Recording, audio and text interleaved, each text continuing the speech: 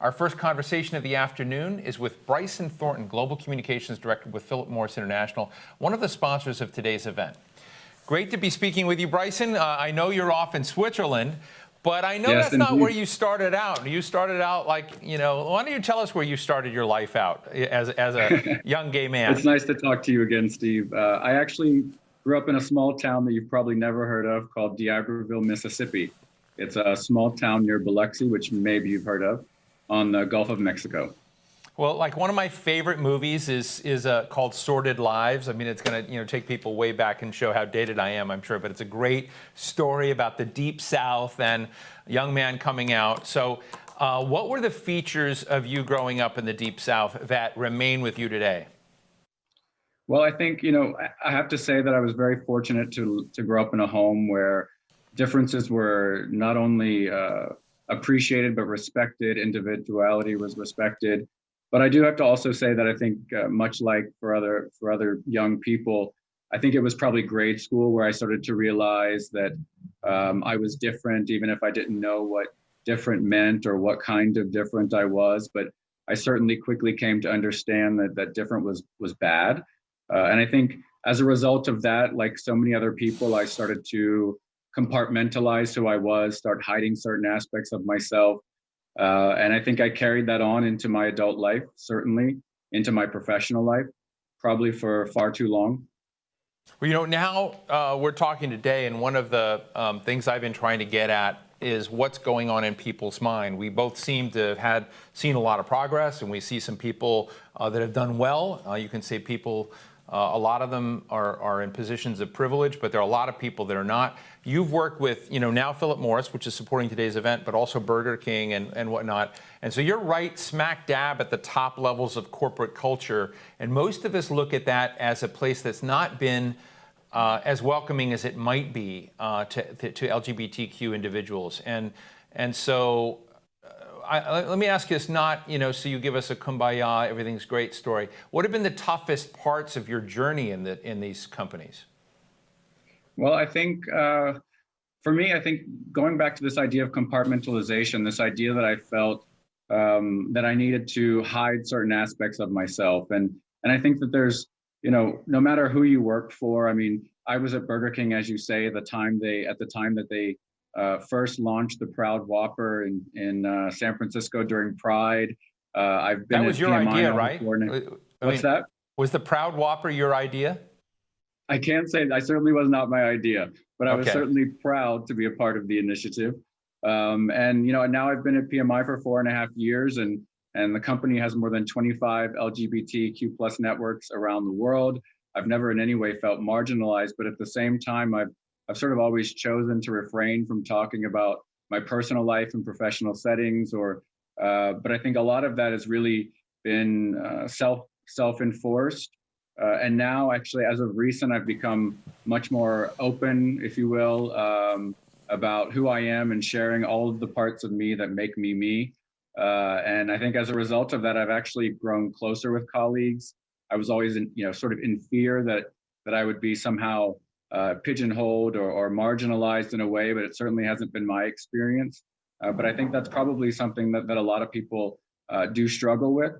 And but that's also why I think that, for people like me, when we do have the opportunity, I've never done anything like this before. I'm very happy to be here, but I've never shown or shared so much of myself in this kind of way publicly. I've always talked about projects and programs and things like that and companies, but I've never really told the story of Bryson, if you will, publicly. So I think, as soon as people are comfortable, the more we have the opportunity to do it, the more we should.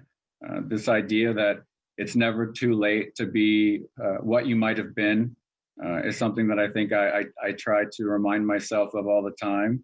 And then I think what people will find, hopefully, is at least in my experience with PMI for sure, it's been, I'm the truest version of myself today as I've ever been. I'm going to ask you a complex question right now. Hopefully I'll get it, sort of right. And that is, we all kind of come with baggage. I've become a big fan of a book called How to Become an Anti-Racist by Ibram Kendi.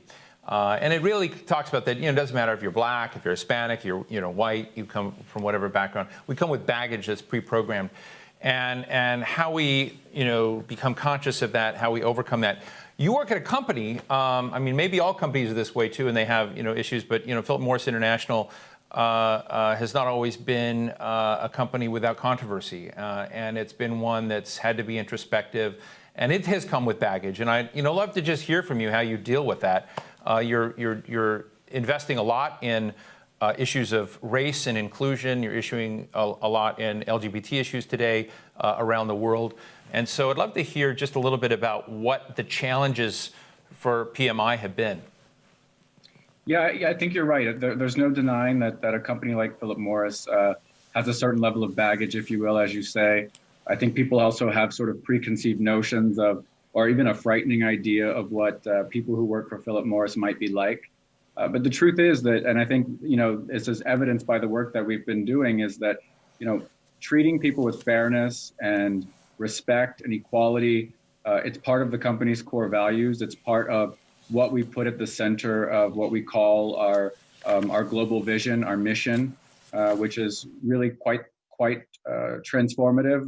It's the transformation of our business from being thought of as, maybe traditionally as big tobacco to being thought of as big tech or big science. But at the same time, none of that's going to be possible if we don't have diversity of thought and diversity of experience, diversity of ideas.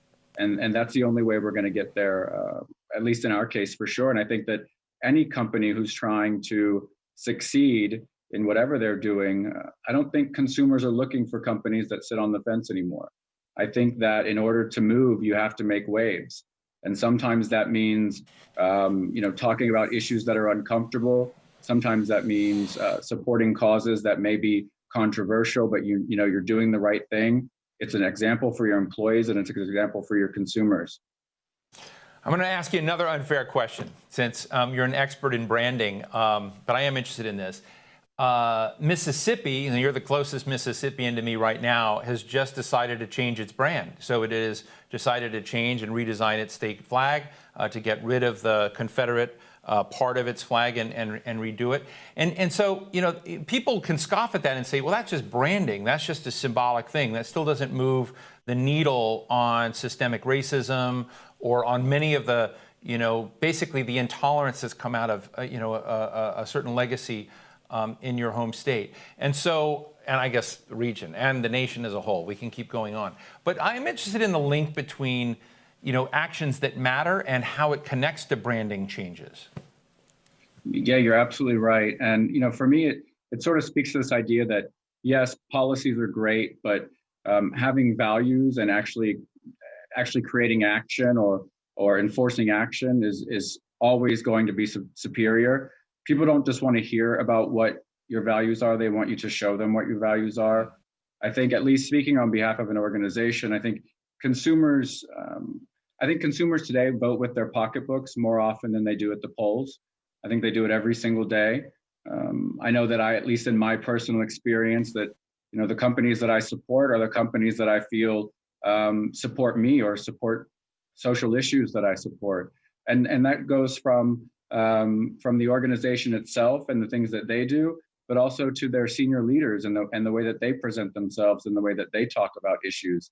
And I think we have to realize that, as a large company or as a senior leader in a company, we don't just have a microphone. We are standing at the center of a stage in the center of an enormous amphitheater, and we have a megaphone.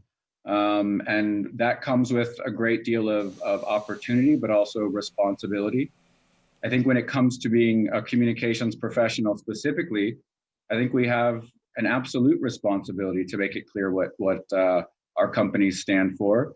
Even when it is potentially controversial. But to your point of action, you're absolutely right. I mean, it's great to say something, but you have to really show it.